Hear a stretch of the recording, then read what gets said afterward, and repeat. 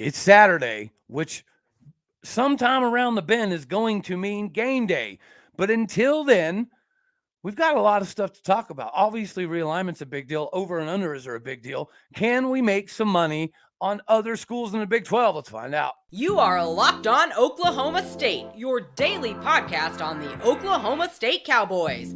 Part of the Locked On Podcast Network, your team every day.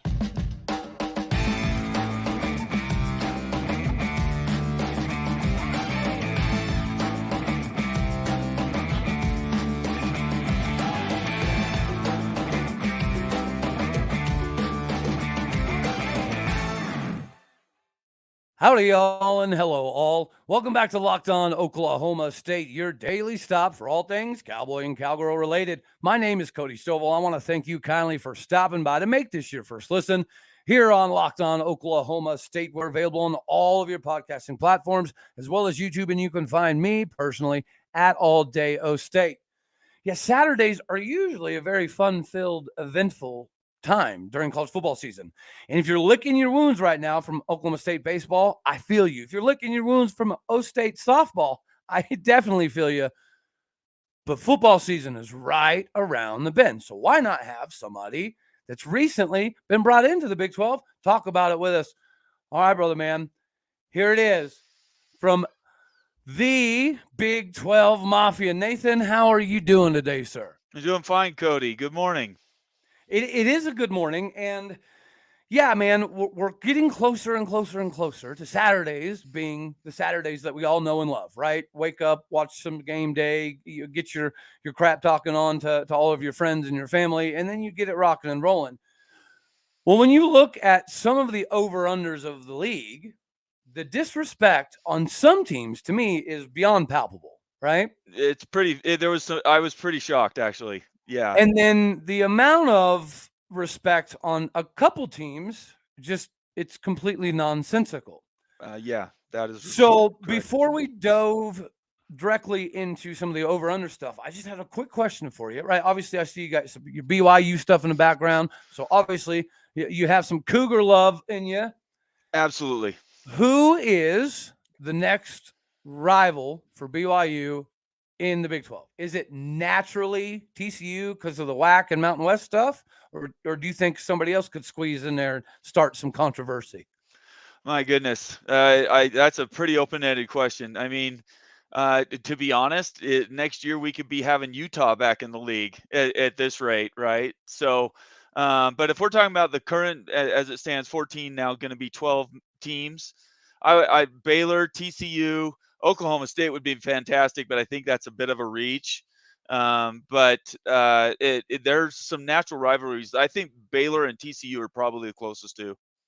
You know what? I really thought that you and Baylor had built up some momentum with the last 2 years. So I'm actually very surprised that Baylor's not on your schedule this season. Yeah, it was an odd move. Yeah, we were shocked about that too. I think BYU fans had gotten used to going down to Baylor. Maybe it's good though, because the last 2 years they've stolen a bunch of our players. Because they have ex-BYU coaches on their staff. So maybe 1 year off will help us out and we won't lose as many in the transfer portal. So speaking of stealing players, what you didn't, but it's a decent segue.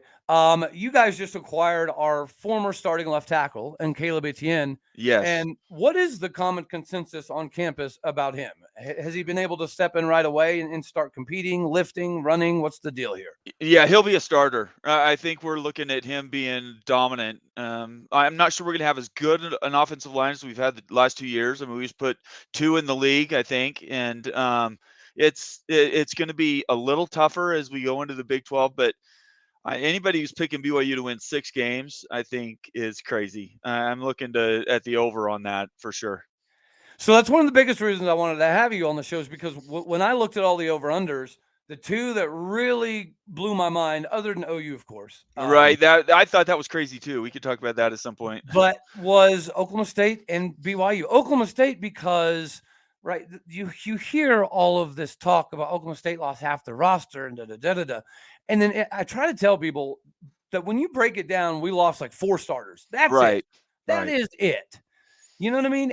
So this fallacy that Oklahoma State is going to completely faceplant.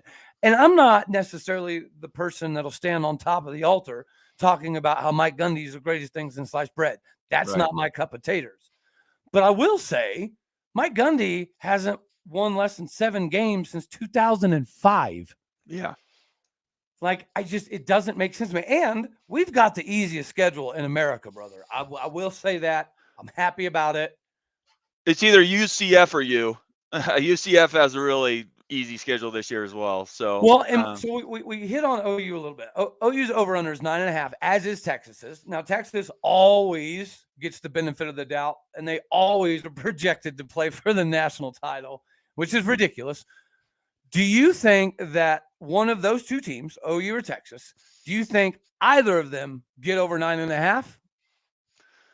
I think OU is ready for a bounce back. Though last year wasn't. That was a way aberration, right? I mean, Lincoln Riley stole half their starting team, offense and defense, special teams. I mean, it was just a rape and pillage. We need to do something in college football to stop that from happening. That was pretty ridiculous. But I think they're probably the biggest bounce back and somebody that could do 10. As far as Texas goes, if they don't win more than 9, we could see Sarkisian taking a walk. I don't know. You can see Urban Meyer back in there very easily, and the rumblings will start if they start slow and they're like 2-3 or some even 3-2. There's going to be rumblings down south. Yeah, well, I'm actually surprised that they kept him. They should have kept him, but it's Texas, right? They make irrational decisions on a daily basis. So I'm surprised they did keep him. Yeah, I mean, I think that gravitas it carries the day at the end of the day. And I cannot wait. And it has nothing. People want to pretend that the new Big 12 schools are like scared of OU in Texas. Well, if you look historically, we have beat them like an ever-loving drum for the last 10, 12 years, right? So that's not even part of the conversation. OU, obviously, yeah, they have our number, and it is what it is, and it's very frustrating, and it's why I may or may not have a hole in my wall somewhere in the house. But we're glad to see them go, not because of football, not because of money, but because of the same thing you see out of Utah fans, which is the most pretentious, sanctimonious, snobby, stuck-up attitudes.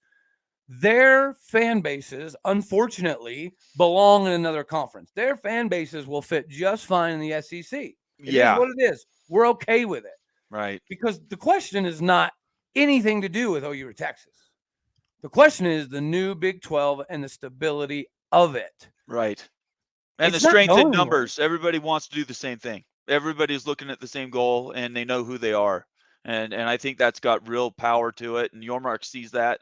His very first thing he did was go out and do that visit to all the universities, and everybody was aligned. And when they offered that money to the Pac-12 and they didn't take it, and then they immediately offered it to the Big 12 and they took it like an instant, I knew that meant there was big trouble for the Pac-12, and I think that also meant that all the teams were aligned. And Utah is they're a special little entity on their own.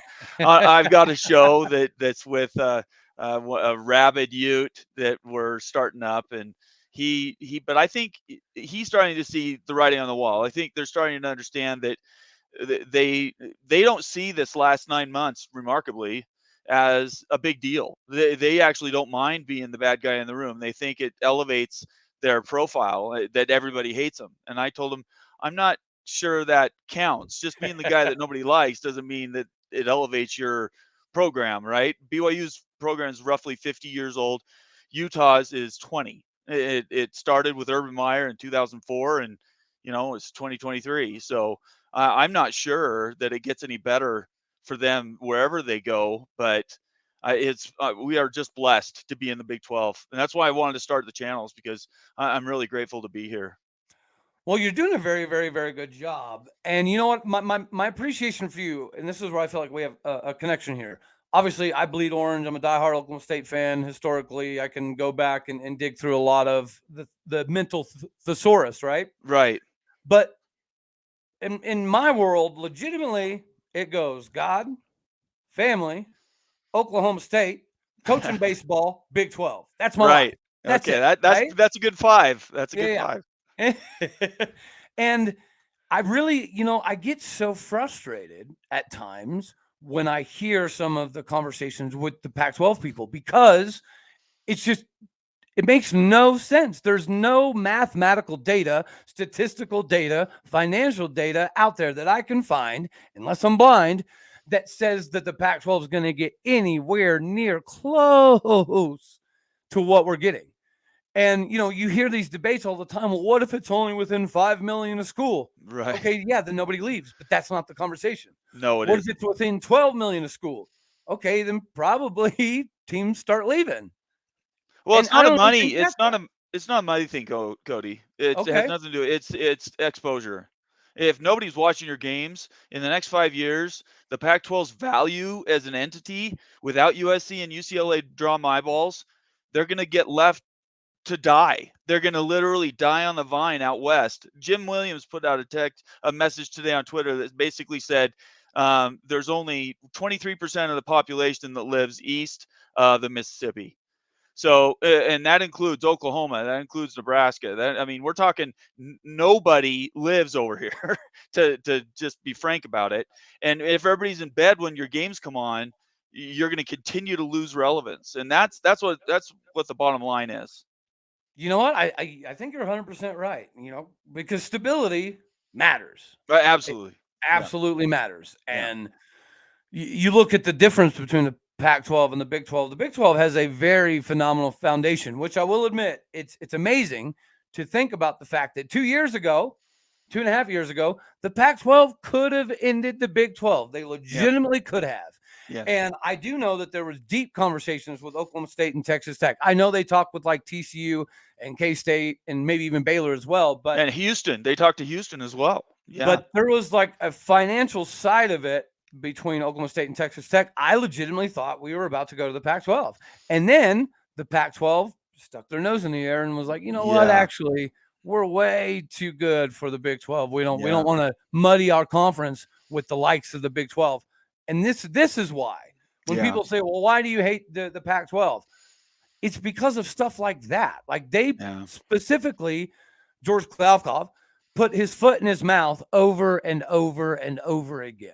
That's why you haven't heard from him since what? I mean, it was before New Year's, wasn't it? Last time his last comment was, and it was on Twitter. It wasn't even an interview.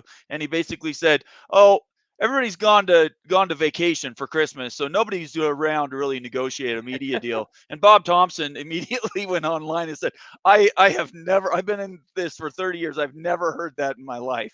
They're going to chase dollars whatever time of year it is. So it doesn't really matter. And that's why you haven't seen him. He's been the man to disappear. And I don't. This latest deal with the Big Ten basically saying, yeah, we'd love to have UW and University of Washington. We think we've worked out the money. You guys just basically need to decide that you're going to put the death knell in your own conference. We're not going to do it for you. And that's the bottom line is I don't see they don't leave by that June 30th date. I think the Pac-12 is done. I don't know another way they can come back unless something changes. Obviously, things can change, but I don't see it.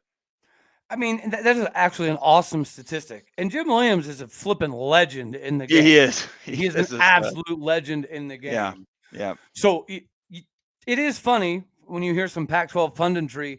They make fun of people like Dennis Dodd and Brett McMurphy and Jim Williams. They legitimately treat these people like they have no connections, no sources, no ability to find out information. Right. It blows my mind how the Pac-12 has turned into the CCP with this wall of bull honky. I mean, it's preposterous. That's pretty good. For a young kid to know who the CCP is, that's pretty good. I'm impressed. Well, you know what? I saw, you mixed it up a little bit in regards to research dollars, because I found that interesting, especially as it pertains to Utah and Colorado. So let's jump into that real quick. But before we do, I do have to let the fine people out here know.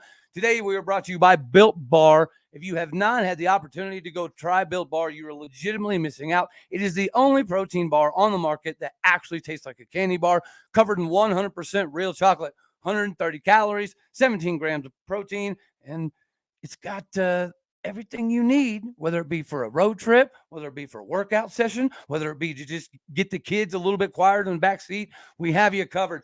Go to built.com right now. Use promo code LOCKEDON15 to get yourself 15% off, or run to Walmart today, grab yourself a 4-bar box. Sam's Club, if you're the bulk type, they've got a 13-bar box as well. Try all the flavors. Churro, peanut butter brownie, cookies and cream, to me is still the bee's knees. But you try your favorite and let me know how you liked it. All right, brother, man, let's roll right back into here.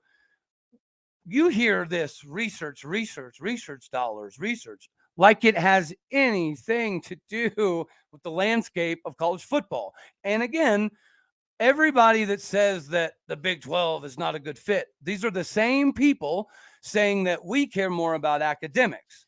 How did that work out for the Ivy Leagues? Because people don't realize this. Do you know who right now has the most national titles in all of football? Isn't it like Harvard or something like that? Yale. Yeah. And then Bama. Yeah. And then Princeton. And Notre Dame's in there as well. But yeah, that's right. So if you're telling me that Yale and Princeton could reverse the clock, right, that they wouldn't have chose to ride a little bit more heavy in football. And I'm saying this as an Oklahoma State fan because we're guilty of the same thing, right? You see the massive discrepancy in the Bedlam record for football, right? Well, what people don't talk about is, A, we don't classify our records the same as they do. They classify their records all the way back to 1898.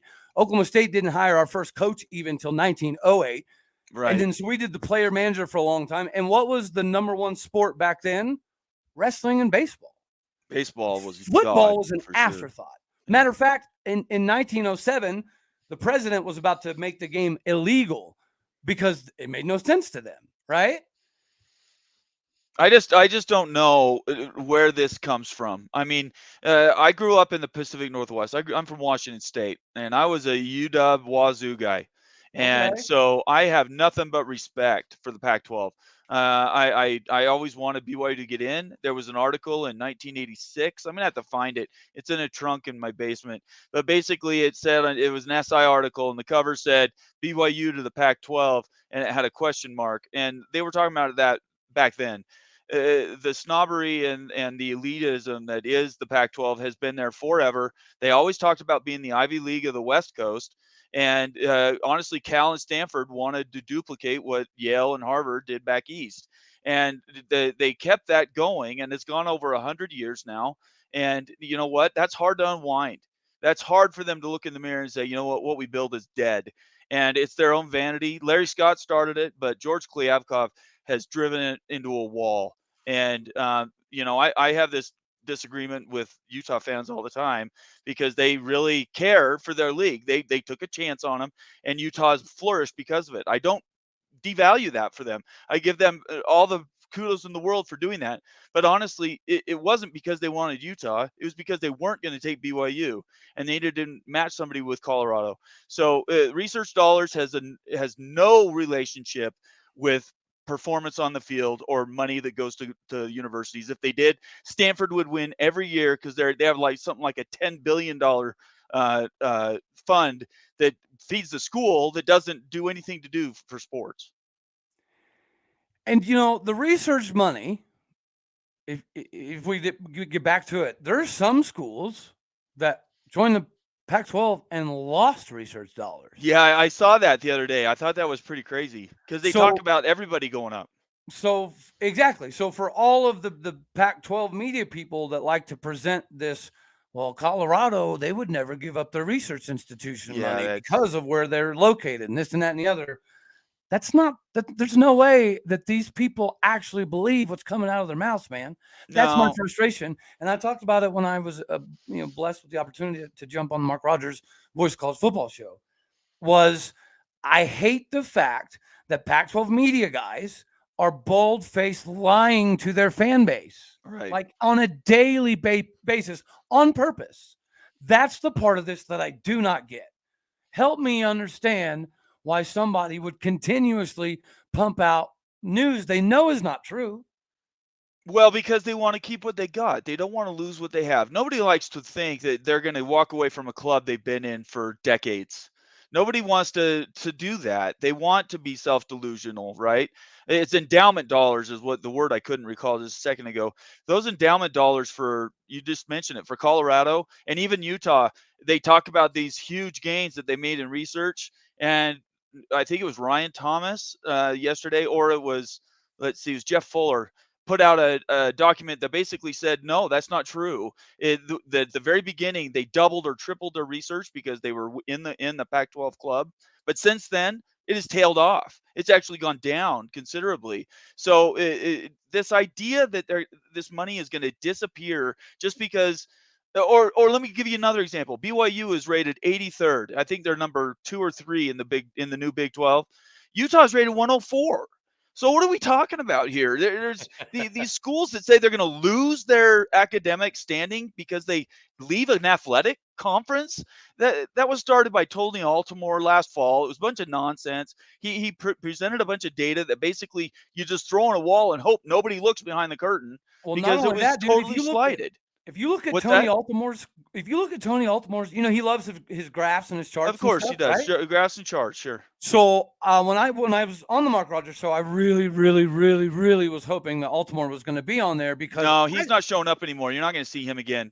I noticed in his charts, dude, most of his charts were from 2017, 18, 19.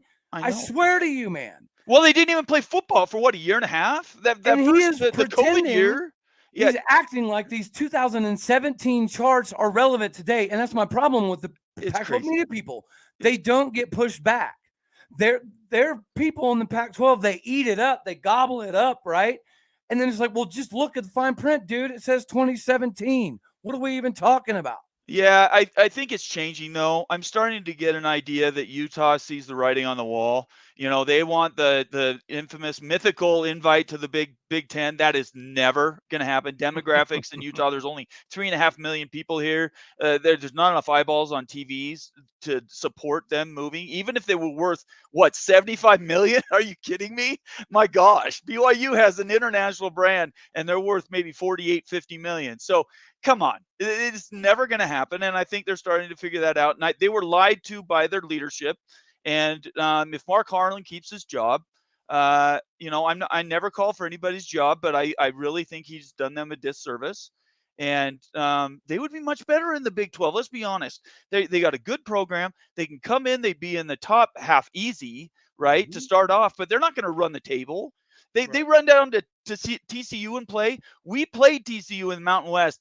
They were good, right? And look what they did last year. So there's nobody that's just going to run rampant in this league. It's not going to happen anymore. This might be the last year something like that happens. And every year there could be a new winner. And that's what makes it so good. That's what's going to drive eyeballs and why everybody's going to want part of the Big 12.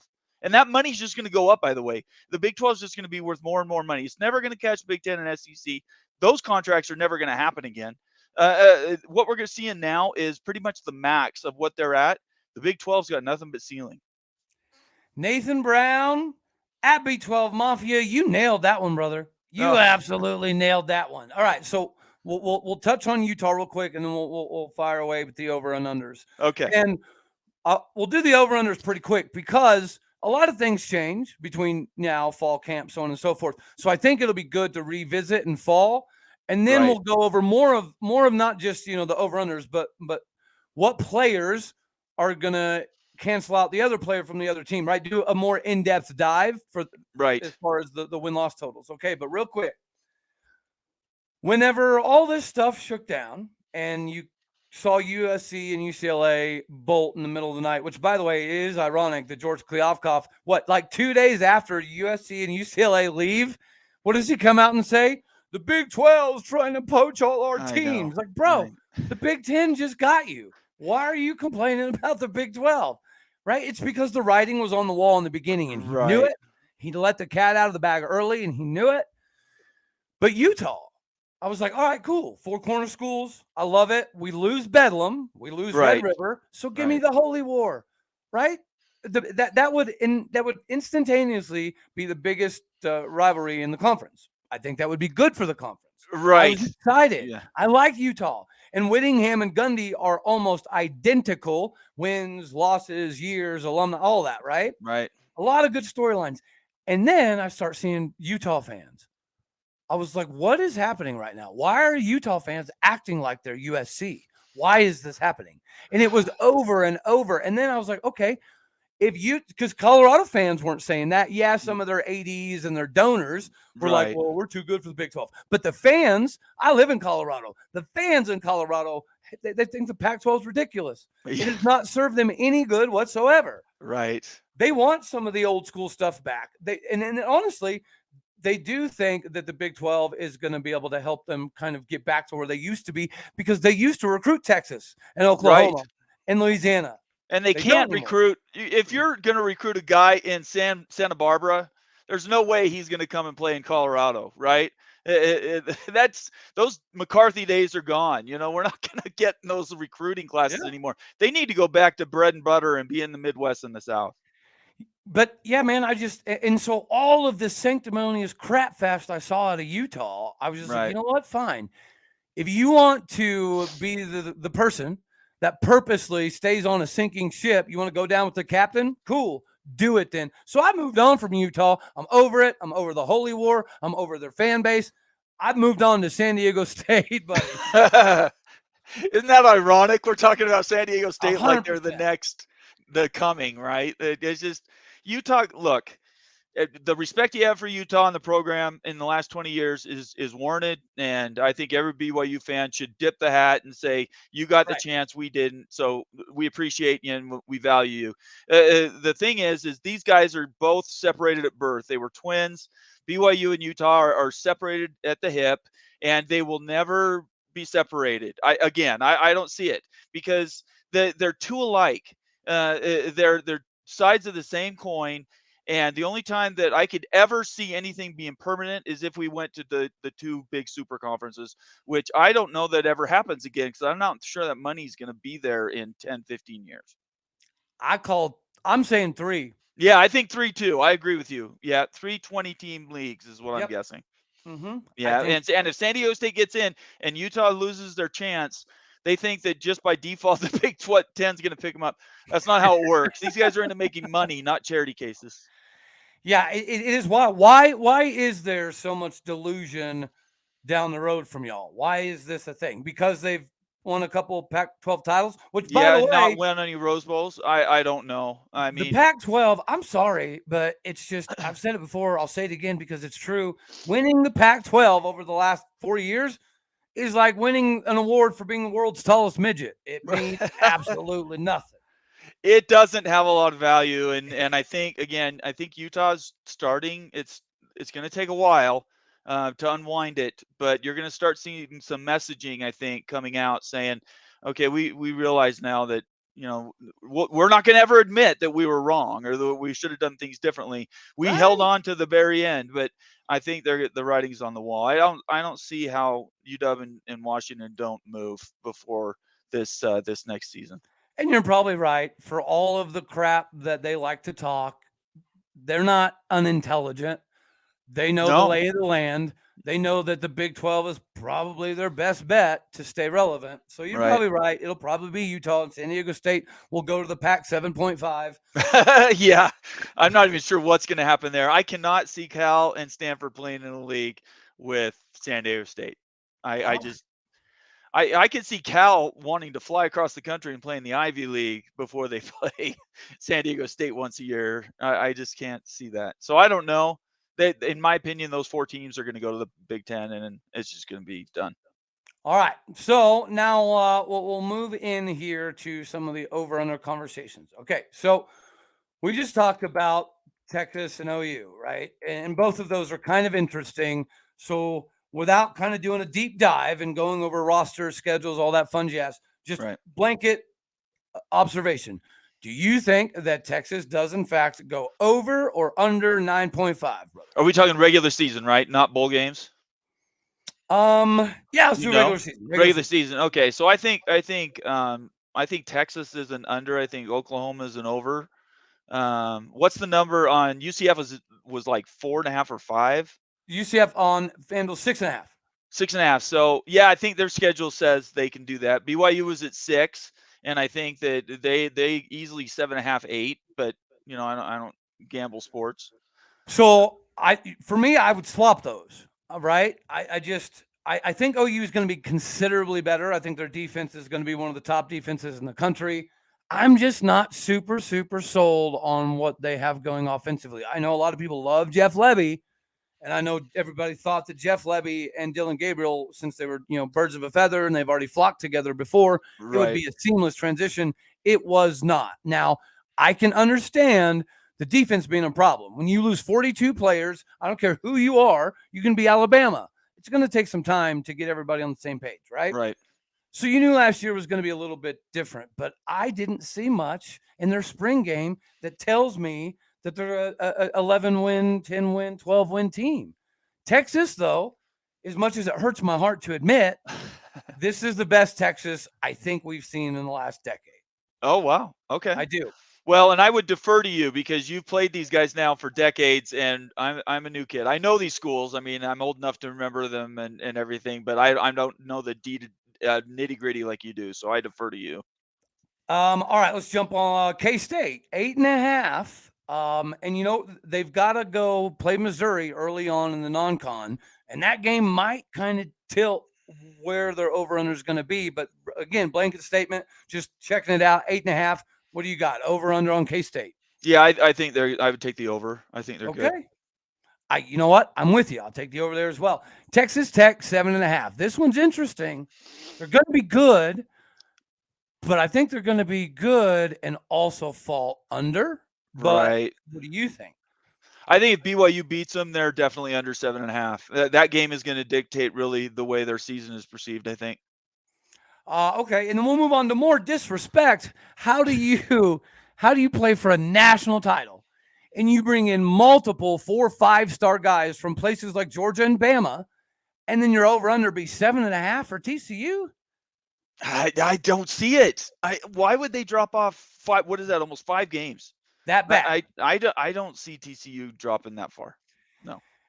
And it's funny that I say that strategically that way. Their schedule's not exactly the easiest because they end the season at Tech, at Texas, Baylor, and at Norman.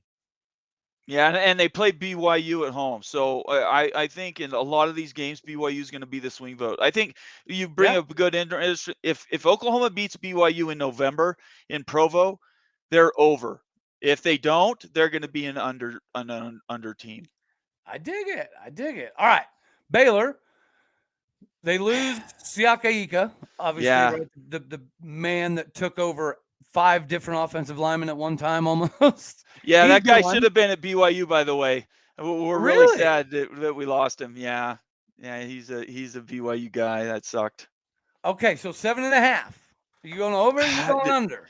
Who's going to be their quarterback this year? That's the only thing I don't know. I mean, their team is always great, but who's their quarterback? It should be Blake Shapen. I mean, if it's Shapen, I don't know. Blake Shapen showed flashes of brilliance, right? Yeah. But he's also showed flashes of Hunter Decker. Well, he lost that TCU game for him last year, so I think if he would have played better, they win that game by 2 touchdowns.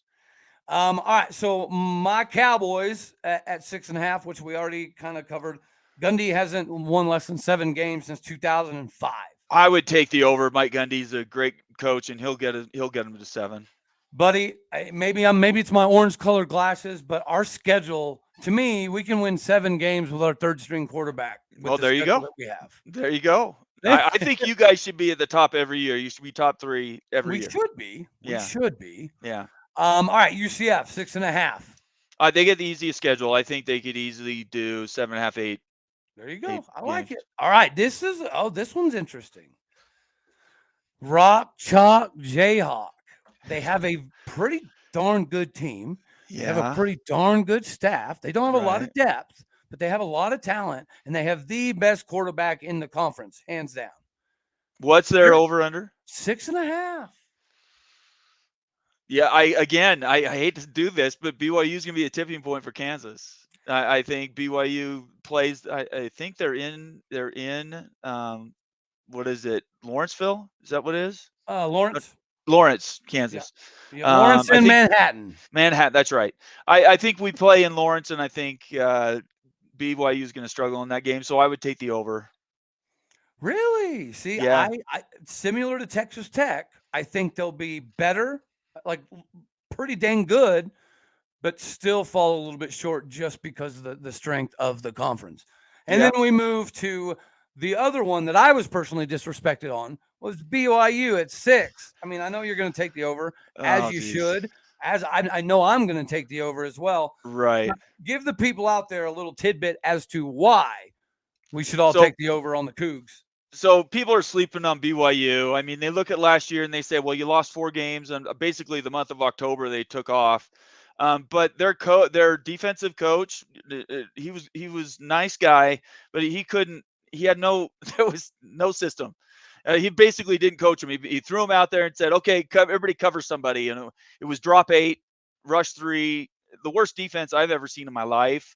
And their offense was still top 20. I think it was like 23 or something like that.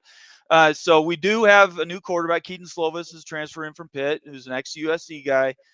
We like him. I think there's a lot to like about him. If he stays healthy, I think they win 7.5, 8 games. There you go. I like it. Oh, you know what? I'm hoping so, because I would love nothing more than your trip to Stillwater to end the season having some sort of Big 12 championship implications, whether it be one of us knocks somebody out or one of Right. us ends up going if we win. You know what I mean? Yeah, I would like do for it. that game to have some legs to it. If it has legs, it's because we beat Oklahoma the week before. So that's what we're looking at. And I would love OSU to be, and until Utah comes in, if OSU could be our last game of the year, I would love that every year. I'm in agreement, man. I will say I feel a little robbed. Congratulations, by the way, everybody I talk to, and I host quite a few, or I join in on quite a few Twitter spaces with fan bases from a multitude of different universities, and there's a lot of excitement around the Big 12. There's a lot of excitement, a lot of love is going around, but there's also a lot of disrespect too. So we'll move on. Iowa State, 2 years ago, they were pegged as the bee's knees, right? Brock Purdy, Bryce Hall, Heisman candidates, and it was arguably Matt Campbell's most disappointing performance. Last year, they were in a rebuild. I'm not sold on Hunter Decker still, and I've watched several hours of film on him.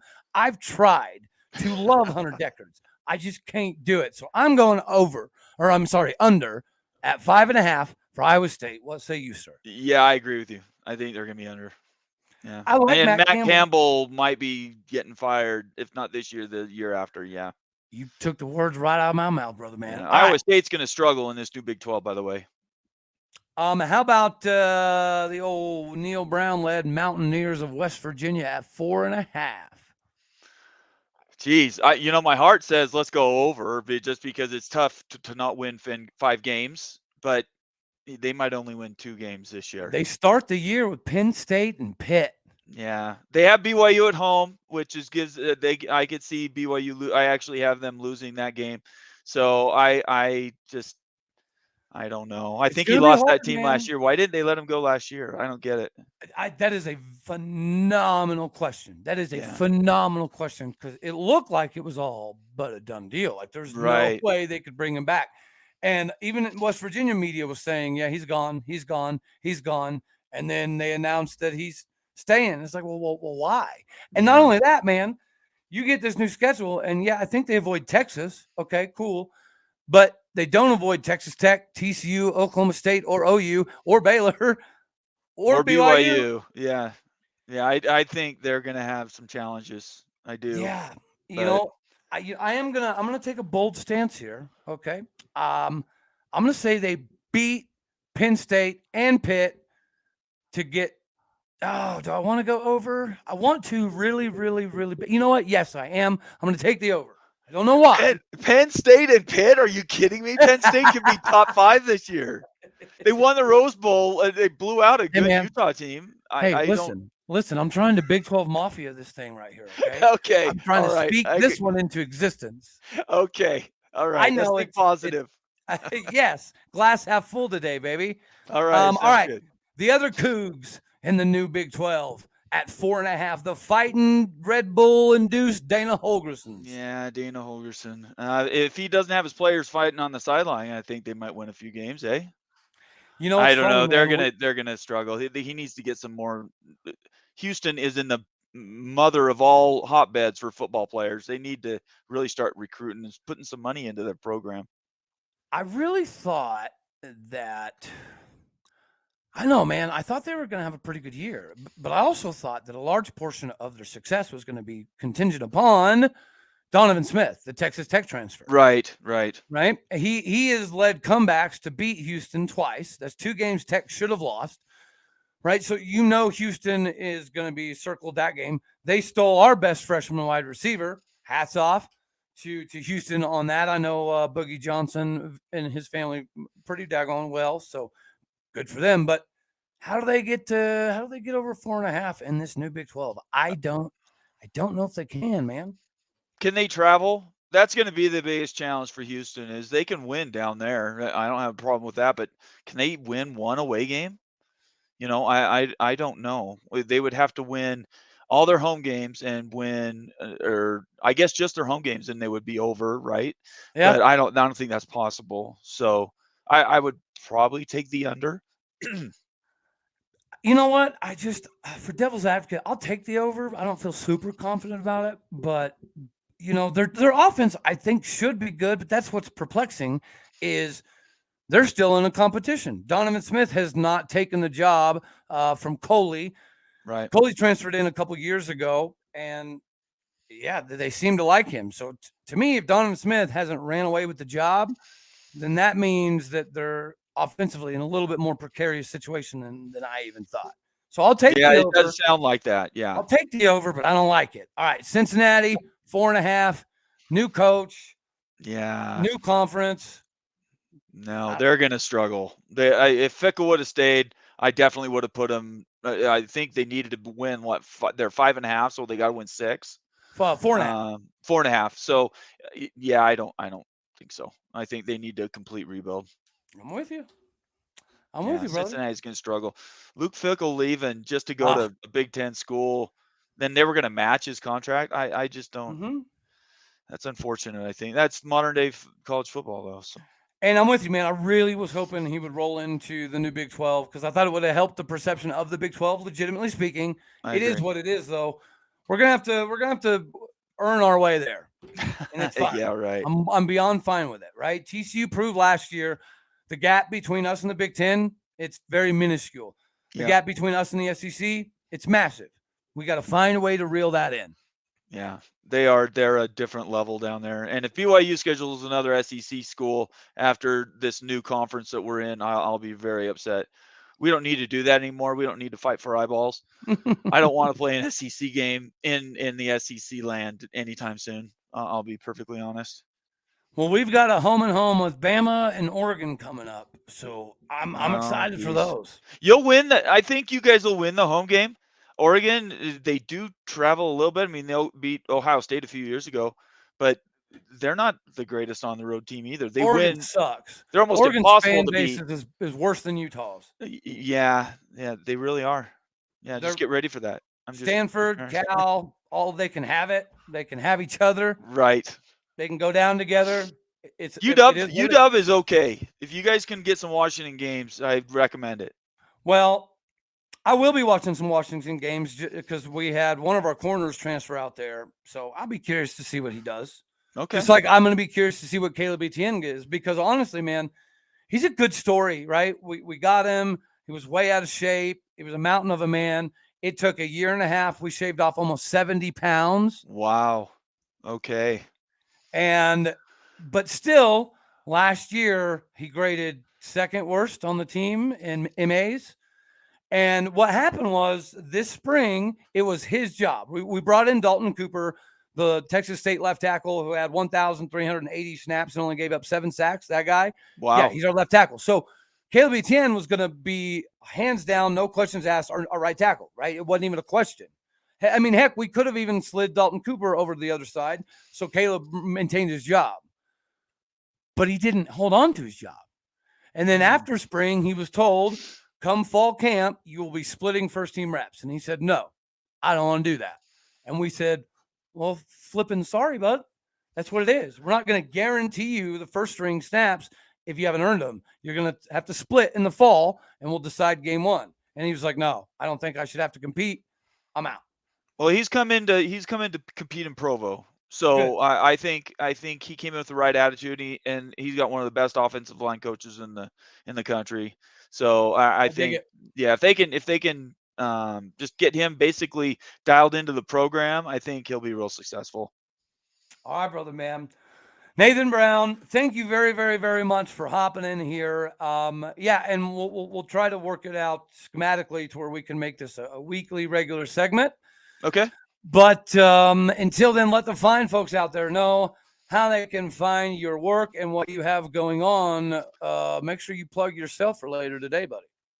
You bet. So we got a show that's called The Holy Rivals. It's about Utah and BYU, but we're not just talking about Utah and BYU issues. We're talking about issues that are affecting all the conferences, primarily Big 12 and Pac-12 and realignment right now.